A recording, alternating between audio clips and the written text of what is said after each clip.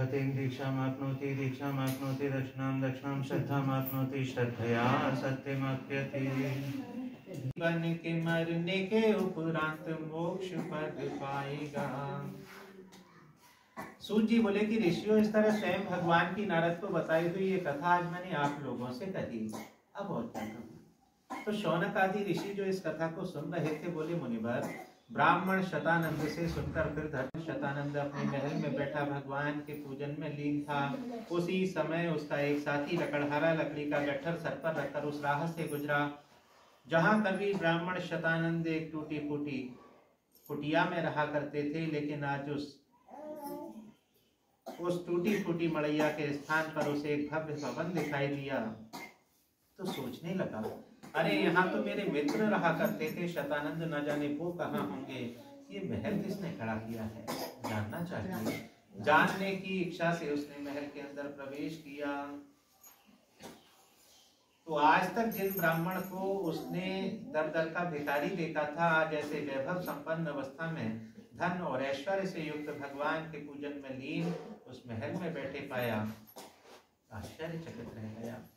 तो शीश से उतार भार, शीश से उतार भार, देखने लगा वो व्रत, व्रत द्वारा शीश का उतार भार जाता है। करके प्रणाम शतानंद से ये पूछा देव, यह कौन व्रत किस लक्ष्य का प्रदाता है। अरे मित्र, आप ये किसका पूजन कर रहे हैं और ये ऐश्वर्य कैसे प्राप्त हुआ।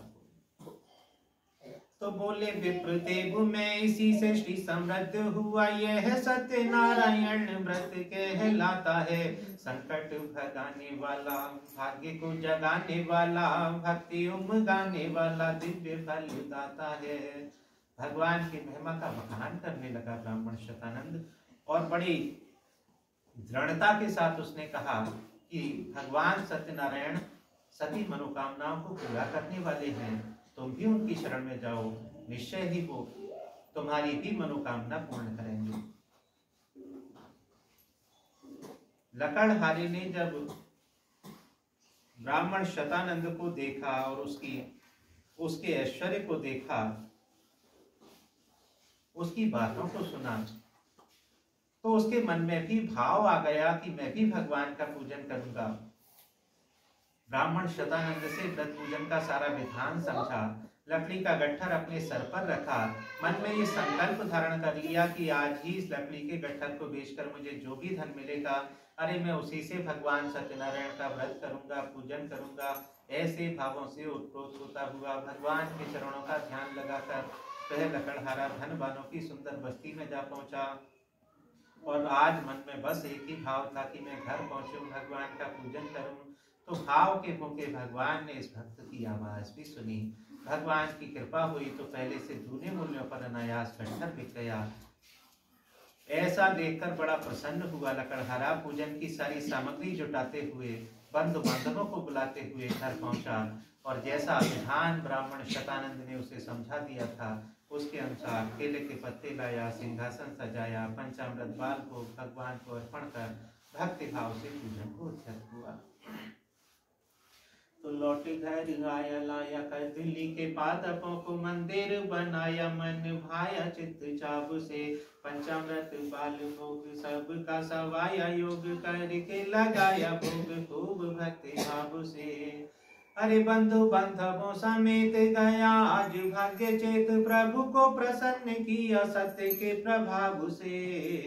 और जब तक जिया जीवन का सुख अंत, पार किया भव सिंधु सत्य व्रत नाभ से। जय जय स्वामी सत्य नारायण जय हो, श्रद्धा से सुने जो उस भक्त की विजय हो। बोले श्री सत्यनारायण भगवान की जय।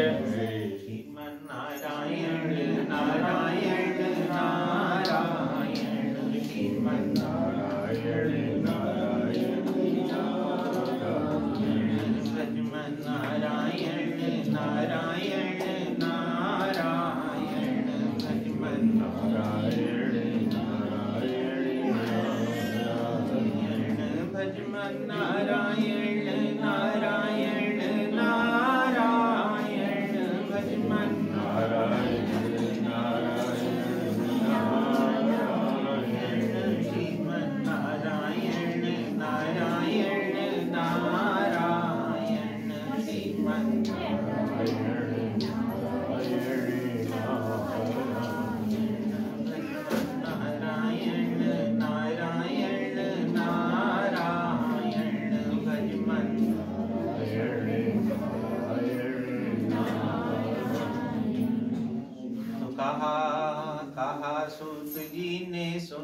ऋषियों मन बचकाय, सत्य देव की कथा का अब तृतीय अध्याय। जयकार से सत्य नारायण की मन शौनकों का तरोताजा हुआ। प्रभु भक्ति के रंग रंगा सबका और नारद वीण सा बाजा हुआ। कहा सूत ने सत्य परायण एक कभी उल्का मुख राजा हुआ। व्रतलीन था रानी समेत नदी भद्रशिला के तीर विराजा हुआ। सूत जी बोले कि हे ऋषियों, इसके बाद तुंगत, इसके बाद उल्कामुख नाम के एक यशस्वी और प्रतापी राजा हुए। राजा के कोई पुत्र नहीं था, तो राजा ने अपनी रानी सहित भद्रशिला नदी के किनारे भगवान सत्यनारायण के व्रत पूजन का संकल्प लिया और उसका निर्वाह करने लगे। साधु नाम का एक वैश्य था। वह वैश्य अपने वाणिज्य के कार्य से उस भद्रशिला नदी से एक समय गुजरा, तो उसने देखा कि राजा रानी महलों का सुख त्याग कर अपने यहाँ घने वनों में तप रहे हैं, कोई कठिन पूजन चल रहा है। तो जानने की इच्छा से राजा के सम्मुख पहुंचा, दंडवत प्रणाम किया, अपना परिचय दिया और पूछने लगा, हे राजन, भक्त युक्त चित्त से आप किसका पूजन करते हैं? तो राजा ने बताया, मैं सर्वशक्तिमान भगवान सत्यनारायण का पूजन कर रहा हूँ। पुत्र की आकांक्षा लिए बैठा हूँ और मुझे विश्वास है कि निश्चय ही भगवान मेरी मनोकामना पूर्ण करेंगे। राजा के ऐसे दृढ़ विश्वास को जब साधु ने देखा तो बोला कि हे राजन, कृपा करें, मुझे भी इस व्रत का विधान बताएं। अरे मैं तो संततहीन हूँ, आपके श्रीमुख से इस व्रत पूजन की महिमा सुनता हूँ। ऐसी आशा बनती है कि इसके करने से निश्चय ही भगवान की मुझ पर भी कृपा होगी। तो राजा से व्रत पूजन का सारा विधान जानकर साधु वैश्य अपने घर लौटा। लाया हुआ प्रसाद पत्नी लीलावती को दिया और कहा कि हे प्रिय, आज मैं ऐसे व्रत के बारे में जानकर आया हूँ जिसके करने से हम संततिवान हो सकेंगे। बड़ी श्रद्धा से साधु दंपति ने वह प्रसाद ग्रहण किया। साधु ने पत्नी से कहा, संतति होने के बाद करूंगा मैं ये व्रत सत्य का लीलावती। और है ये तथ्य की खाली ना जाती, कभी शुभ अशुभ भरी विनती। तो पति की सुन बात प्रसन्न हुई, द्रुत पाई कृपा प्रभु की महती। कुछ ही दिनों में वह वेला मिली, सती लीलावती हुई गर्भवती। भगवान की कृपा हुई तो साधु दंपति के आनंद की उमंग आ गई। लीलावती ने 10वें महीने में ही एक सुंदर कन्या को जन्म दिया। वह कन्या भी दिन प्रतिदिन ऐसे बड़ी जैसे शुक्ल पक्ष में चंद्रमा अपनी कलाओं के साथ बढ़ता है। अतः विद्वानों ने उसका नाम कलावती रखा। कलावती का जन्म हुआ। लीलावती ने पति से कहा, मनोरथ पूर्ण हो गया है, भगवान का पूजन करें, हम संकल्प लिए बैठे थे। साधु बोला, अरे इतनी जल्दी क्या है, तुमने देखा नहीं पुत्री का जन्म हुआ, हमारा कितना व्यय हो चुका है और इस व्रत पूजन को तो हम बड़ी धूमधाम से करेंगे, कोई अच्छा अवसर मिलने दो। अरे पुत्री का विवाह होने दो, विवाह के शुभ अवसर पर इसे कर लेंगे। ऐसे व्रत पूजन को पुनः टालकर साधु व्यापार में संलग्न हो गया। नगर से बाहर रहने लगा। समय भी धीरे धीरे व्यतीत होता गया। एक समय साधु जब अपने घर वापस लौटा तो देखा कि कन्या कलावती अब सयानी है, विवाह योग्य हो आई है। दूत को बुलाकर वर की खोज में चारों दिशाओं में पठाया। दूत कांचनपुर नामक एक सुंदर नगरी से सूर्योग्य मणि पुत्र को लाया तो अपनी पुत्री के अनुरूप यथा योग्य वर पाकर साधु प्रसन्न हो गया। बंधु बांधवों के परामर्शानुसार दोनों का विवाह संपन्न कराया गया। और चूंकि साधु के कोई पुत्र नहीं था, इसलिए उन्होंने विनय के साथ अपने दामाद को ही पुत्रवत घर जमाई बनाकर रख दिया। तो देख के साधु प्रसन्न हुआ, अब हो मन के अनुकूल गया। उत्साह के साथ विवाह का कार्य भी हो सब मंगल मूल गया। हर स्नेह से गेह जमाई रखा, सुख साधन पाकर भूल गया। रहा कोई अभाव नहीं, पर सत्य नारायण का व्रत भूल गया।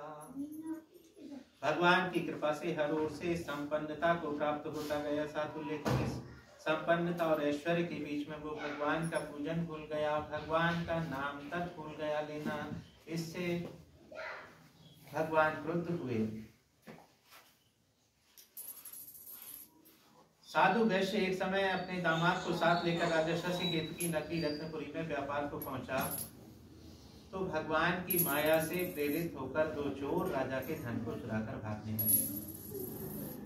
राजा के दूत उनका पीछा करने लगे। चोर भागते भागते वहीं जा पहुंचे जहां दोनों ससुर जमाई अपनी नौका को लगाकर विश्राम कर रहे थे। इधर चोरों ने राजा के दूतों को अपने पीछे पड़ा देखा, तो जो धन चुराया था साधु की नौका में पटक दिया, स्वयं छिप गए। राजदूतों ने राजकोष के धन को साधु की नौका में देखा, तो साधु और उसके दामाद दोनों को चोर समझा, बंदी बना लिया, राजा के सम्मुख ले गए। कहा कि हे राजन, राजकोष के धन के साथ पकड़े गए ये दोनों बंदी हैं, आज्ञा करें प्रभु, क्या करना चाहिए। राजा ने भी बिना सोचे विचारे ही दोनों को कठोर कारागार में डाल दिया। तुलसी जस भगवता कैसी मिलव सहाय, कोई है वही जो राम रच राखा। यद्यपि दोनों ने चोरी नहीं की थी, लेकिन माया थी भगवान की अपने भक्तों को सही मार्ग पर लाने की, सही दिशा देने की। दोनों को कठोर कारागार दिया राजा ने। इधर घर में जो भी धन संपत्ति थी चोर चुरा कर ले गए, घर में कुछ नहीं बचा।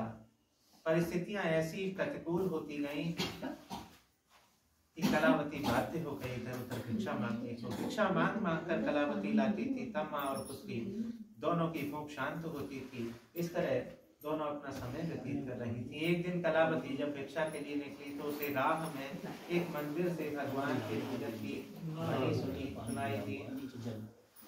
कलावती मंदिर में जा पहुंची और वहां उसने भगवान का पूजन देखा। पूजन के उपरांत थोड़ा प्रसाद मिला। प्रसाद लेकर घर पहुंची। माँ ने पूछा कि हे पुत्री, अरे कलावती, आज इतने विलंब से घर वापस क्यों आई है? कारण क्या है और तेरे मन में क्या चल रहा है? कलावती बोली कि हे माँ, आज मैं भिक्षा को गई अवश्य थी, लेकिन ला नहीं पाई, क्योंकि राह में एक मंदिर में आज मैंने भगवान सत्यनारायण का पूजन देखा।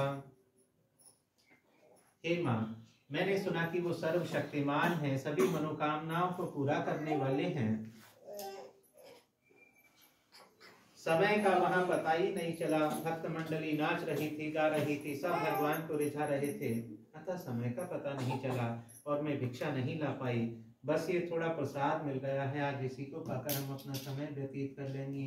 तो लीलावती ने जब अपनी पुत्री के मुख से भगवान सत्यनारायण का नाम सुना, उसके हाथों में वह प्रसाद देखा, तो उसे अपनी भूल का स्मरण हो आया, रोने लगी, पश्चाताप करने लगी।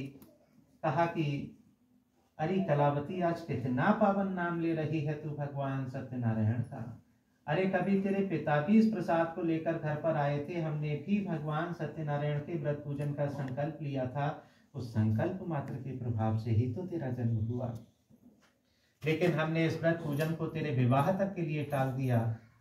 भगवान की कृपा से समय पर तेरा विवाह भी हो गया, लेकिन हम आज तक इस व्रत पूजन को नहीं कर सके हैं। अरे संभवतः यही कारण है कि भगवान हमसे रुष्ट हो गए हैं और हम चारों ओर से विपत्तियों से घिर चुके हैं।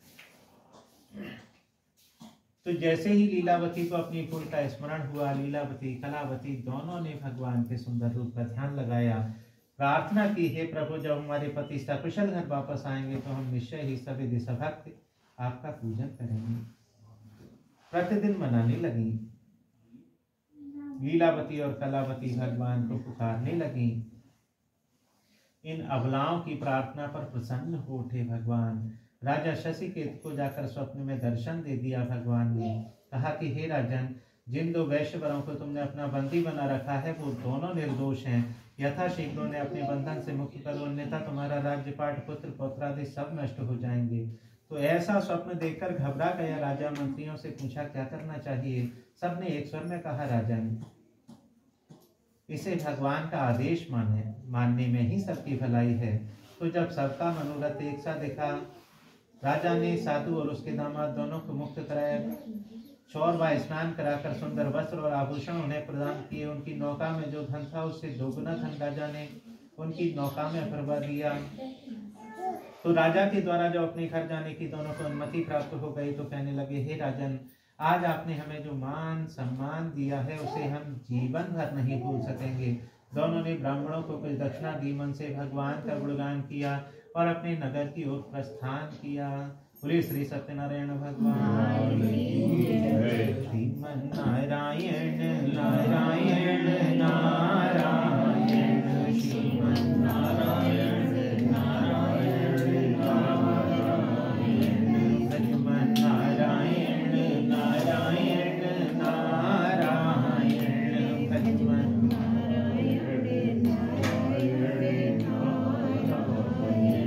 भजमन नारायण नारायण नारायण भजमन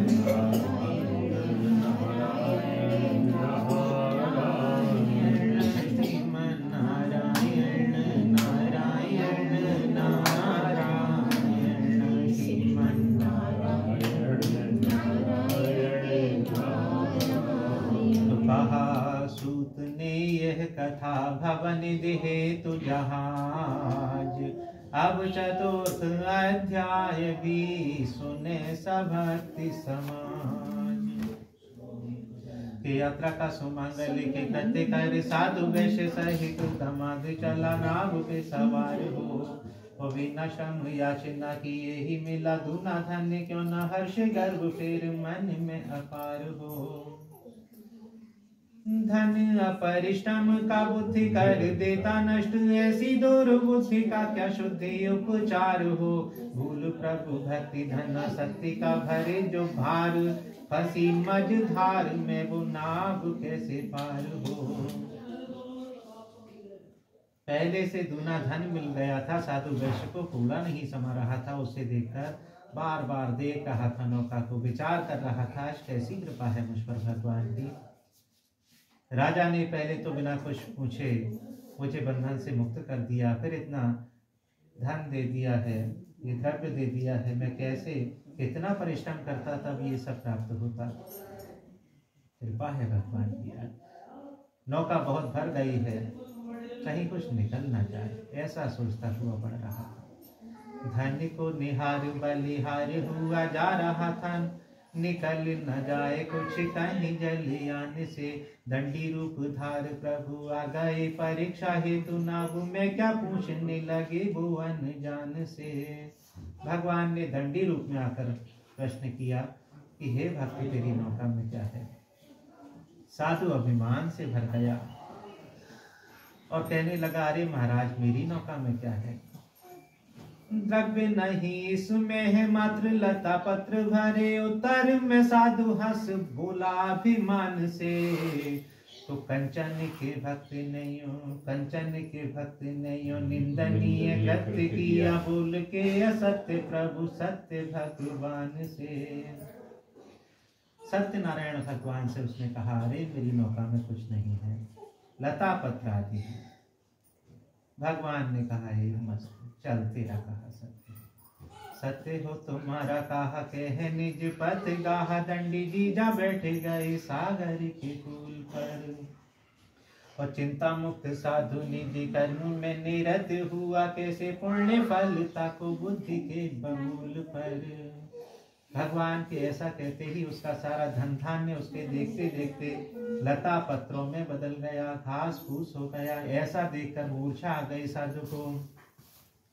कुछ देर बाद थोड़ा होश आया, दामाद समझाने लगा, पितृदेव क्यों शोक करते हैं, ये सब मुनि दंडी महाराज का शाप है।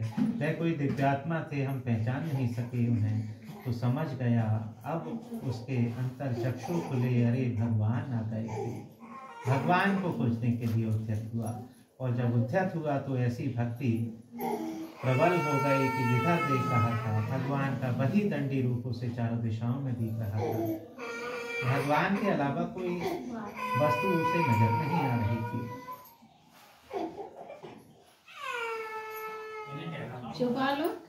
भगवान को चारों ओर ढूंढ रहा था। जेह के जेह पर सत्य संदेहु, सोते मिलय न कछु संदेहु। भगवान का वो दंडी रूप उसके मन में समा गया था। भगवान दंडी रूप में ही भक्त को मिले। सिंधु के तट पर बैठे मिले, जाकर चरणों में लिपट गया और बोला कि प्रभु आप आए, मैं पहचान नहीं सका, मुझसे अपराध हो गया, मुझे क्षमा करें। भगवान बोले साधु तूने तो मेरे व्रत और पूजन का संकल्प लिया था, आज प्रतीक्षा करते करते मैं स्वयं तेरे पास आ गया, लेकिन फिर भी मेरा भक्त कहता है कि मैं आपको जानता नहीं। साधु बोला प्रभु ये आपकी ही माया है, आपकी माया के वशीभूत होकर कौन आपको जान पाया है। हम तो अज्ञानी हैं, संसारी हैं। आपकी माया के वशीभूत होकर ब्रह्मा आदि देवता आपको और आपकी माया को नहीं पहचान पाते, फिर हम तो जीव हैं, संसारी हैं, कैसे इस माया से मुक्त हो सकते हैं। कृपा करें प्रभु, अपराध हो गया, क्षमा करें। मेरा जो धन धान्य नष्ट भ्रष्ट हो गया है उसे पुनः दे दें। मैं निश्चय ही सवेरे सभक्त आपका व्रत करूंगा, पूजन करूंगा। ऐसा कहकर मनाने लगा, विनती करने लगा। तो भगवान तो सही मार्ग दिखाना चाहते थे, वास्तव में अपने भक्त को सही पथ पर लाना चाहते थे। भगवान यद्यपि कभी अपने भक्तों से, अपने बच्चों से रुष्ट नहीं होते।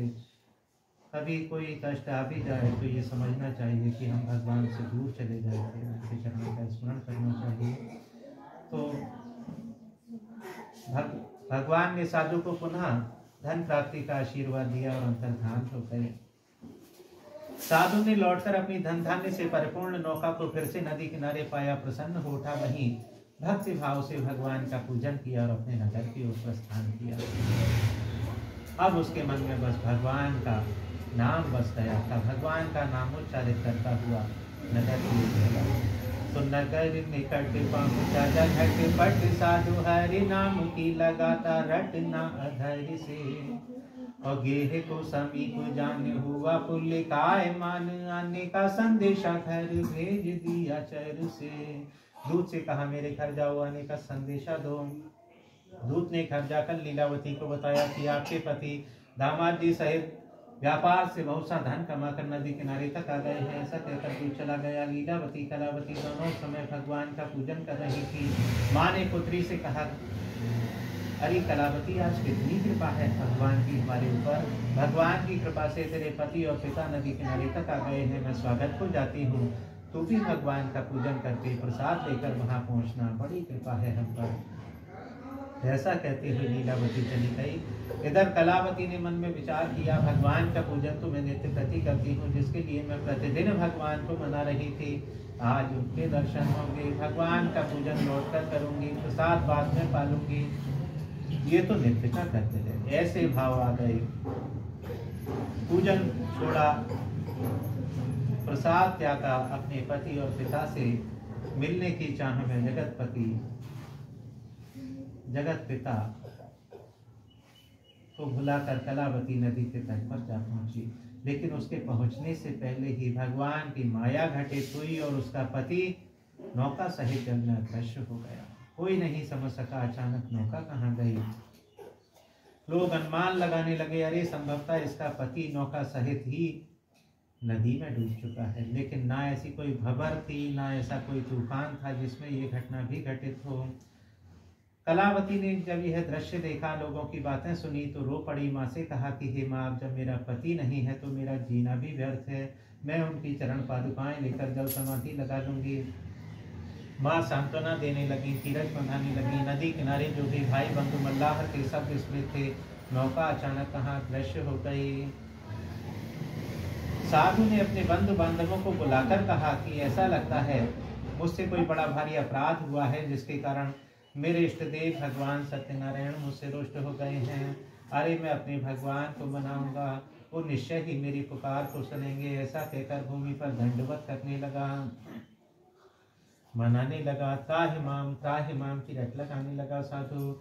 तो दंडवत करता अनेक बार साहुकार करता विचार, अब जाऊं कहाँ भागते, हरि पाऊं कहाँ तुझे अपना ले प्रभु, मुझे तब झरि व्योम वाणी से बचन अनुराग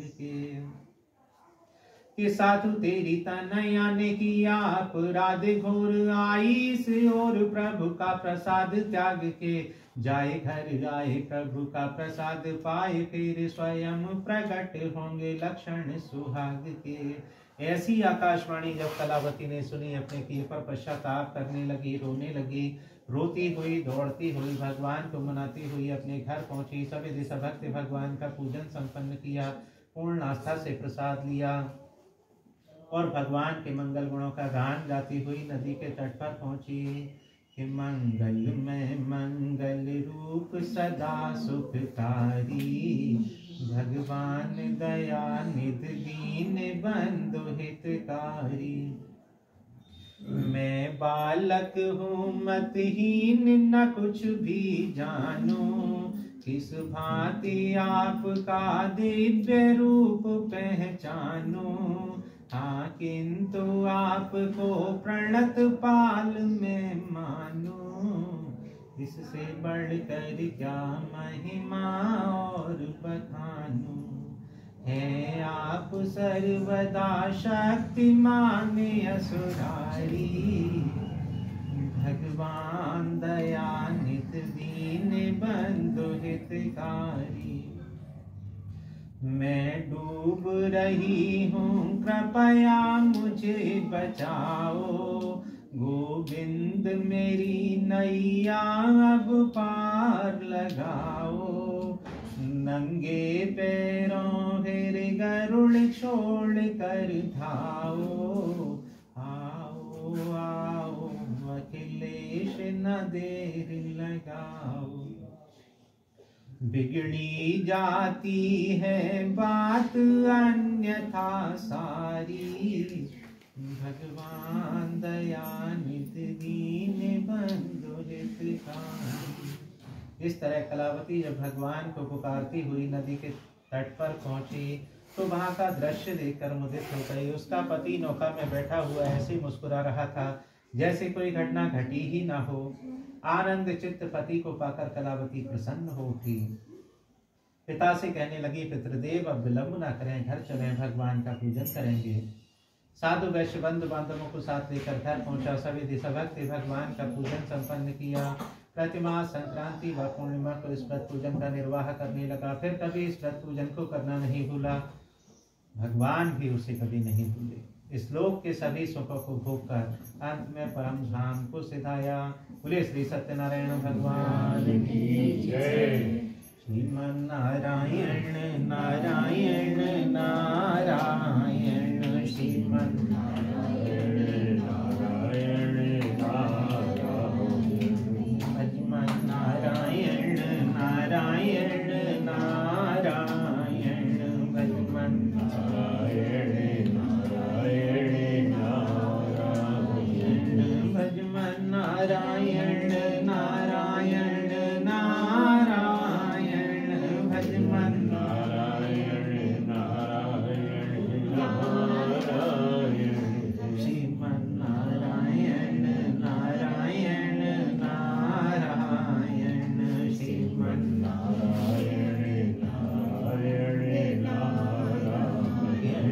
बोलो नारायण नारायण नारायण, बोलो नारायण नारायण नारायण, सुनो नारायण नारायण नारायण, सुनो नारायण नारायण नारायण, भजमन नारायण नारायण नारायण, भजमन नारायण नारायण नारायण, श्रीमन नारायण नारायण नारायण, श्रीमन नारायण नारायण नारायण।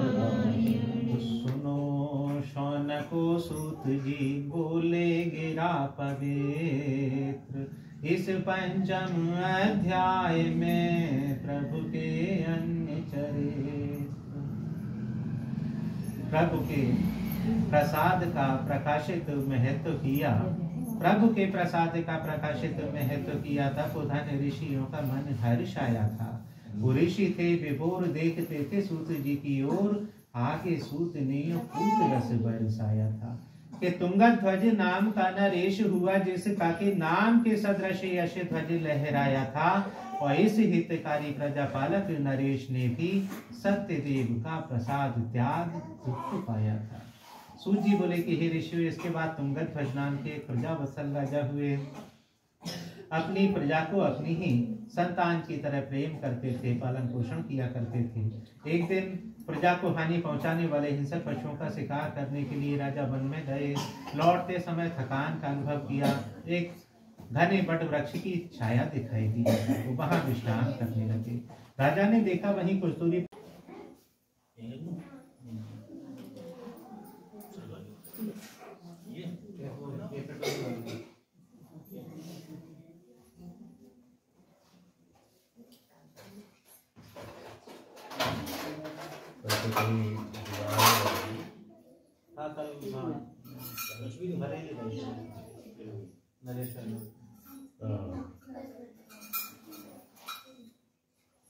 लौटना किस समय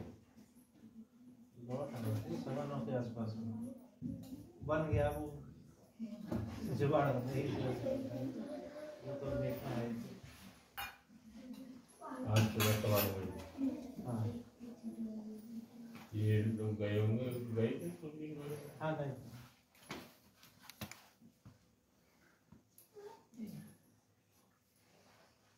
सत्यपाली वो तो ना देते हैं। सुबह संजीव होंगे।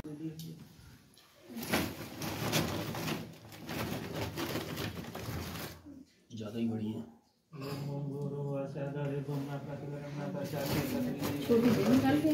देखिए भैया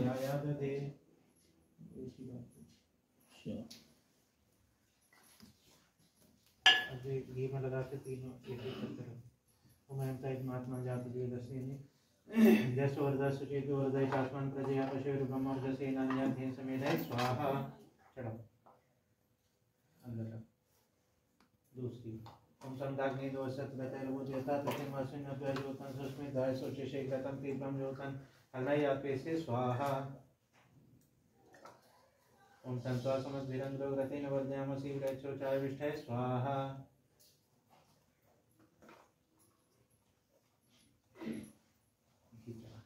ओम ऐं महात्मा जात वेद तेने सोर्द सुचित वर्धय चास्मन् प्रजया पशुर ब्रह्मोषसि नान्याधीन समेधय स्वाहा। ये दोनों ही आपके से नमः बाद में ओम ऐं महात्मा अग्निर्ज्योतिर्ज्योतिरग्नि स्वाहा। अग्निर्वर्षो ज्योतिर्वर्ष स्वाहा। ओम स्वाहा। सजुरात्रिद्रवत्याजुषाण अग्निर्वेतु स्वाहा। ओम भूरग्नाय प्राणाय स्वाहा। ओम भूवर्वाय अपानाय स्वाहा। अपानाय तन्नमः। ओम स्वरादित्याय व्यानाय स्वाहा। नित्याय व्यानाय तन्नमः। ओम भूर्वासरग्नि वायुवादित्य प्राणपान ज्ञानेभ्यः स्वाहा। तन्नमः। उमा पूजो तीरसंगतं ब्रह्म भूर्भुवः स्वरो स्वाहा। पुण्यां मेधां देवगुण पितरशतोपासते तया मध्यमेध्याग्नि मेधाविनिं कुरु स्वाहा। ओम विश्वानि देव सवितर्दुर्तानि परासुभाय भद्रं तन्यासुभा स्वाहा। ओम अग्नये सुपथाराय यस्मान् विश्वानि देव वैनानि विद्वान् योते स्मज्जुहुराणमेनो भूयिष्ठान्तेन मुक्तिविधेम स्वाहा। ओम गं गणपतये नमः स्वाहा। ओम वरुण देवताभ्यां नमः स्वाहा। ओम षोडशमात्रकाभ्यां नमः स्वाहा। ओम सप्तमात्रकाभ्यां नमः स्वाहा। नमः स्वाहा। ओम श्री लक्ष्मी नारायणाभ्यां नमः स्वाहा। महेश्वराभ्यां नमः स्वाहा। नीलकण्ठभ्यां नमः स्वाहा। चक्रभ्यां नमः स्वाहा। देवताभ्यो नमः स्वाहा। देवताभ्यो नमः स्वाहा। देवताभ्यो नमः स्वाहा। ओम देवताभ्यो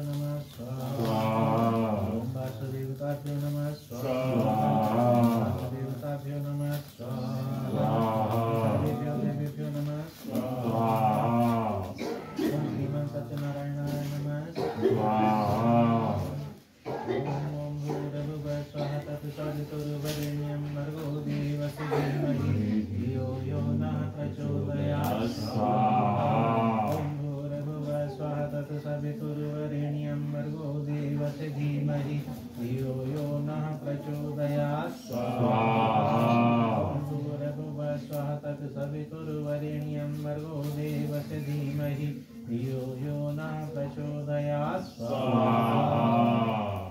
ॐ भूर्भुवः स्वः तत्सवितुर्वरेण्यं भर्गो देवस्य धीमहि धियो यो नः प्रचोदयात् ॐ भूर्भुवः स्वः तत्सवितुर्वरेण्यं भर्गो देवस्य धीमहि धियो यो नः प्रचोदयात्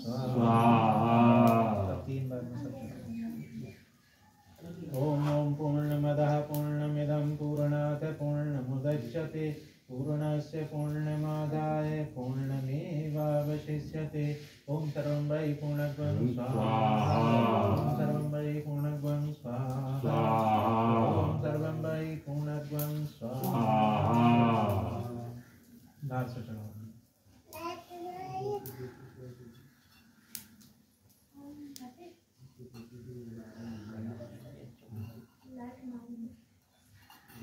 समझ निकाल दो और इधर रख लो ऊंचा हाथ करके ॐ वसो पवित्रमति शतधारं वसो पवित्रमति सहस्रधारं देवसा सविता पुनः वसो पवित्रेण शतधारेण सतुभा कामदक्षा तीन बार इसमें से छींटे लगाएं इसमें ॐ स्वाहा स्वाहा ॐ स्वाहा स्वाहा ॐ स्वाहा स्वाहा ऐसे लगा लो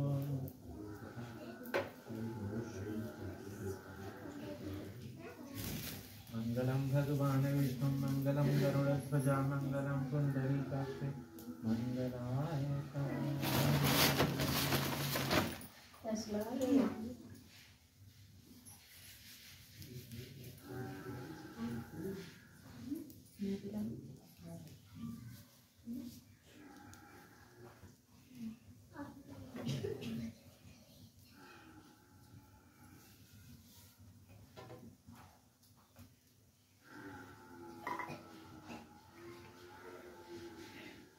खड़े